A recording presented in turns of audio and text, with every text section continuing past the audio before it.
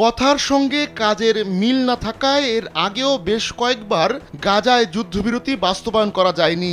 এখন নতুন করে সেই শঙ্কা আবারও দেখা দিয়েছে। কাতার, মিশর ও যুক্তরাষ্ট্রের মধ্যস্থতায় 15 মাসের বেশি সময় পর গাজায় যুদ্ধবিরতির সুবাতাস বইলেও আবার বেঁকে বসেছেন ইসরায়েলি প্রধানমন্ত্রী বেনিয়ামিন নেতানিয়াহু। রোববার থেকে ইসরায়েল ও গাজার মধ্যে এই যুদ্ধবিরতি কার্যকর হওয়ার কথা রয়েছে, অথচ এর কয়েক ঘন্টা আগে নেতানিয়াহু বলছেন গাজায় আবারও যুদ্ধ শুরুর অধিকার রয়েছে তার দেশের। আর নতুন এই যুদ্ধ আগের চেয়ে বেশি শক্তিশালী হবে বলেও এক ভিডিও বার্তায় জানান তিনি। এর আগে নেতানিয়াহু সতর্ক করে বলেছিলেন কোন কোন জিম্মিকে মুক্ত করা হবে তাদের নাম প্রকাশ করতে হবে। জেনেক্সে শিফট করো, লাইফকে লিফট করো। আর তা না হলে যুদ্ধবিরতি মেনে নেবে না তারা। প্রাথমিকভাবে 42 দিনের জন্য এই যুদ্ধবিরতি কার্যকর হবে, আর 2 সপ্তাহ পর দ্বিতীয় ধাপের যুদ্ধবিরতির আলোচনা শুরুর কথা রয়েছে।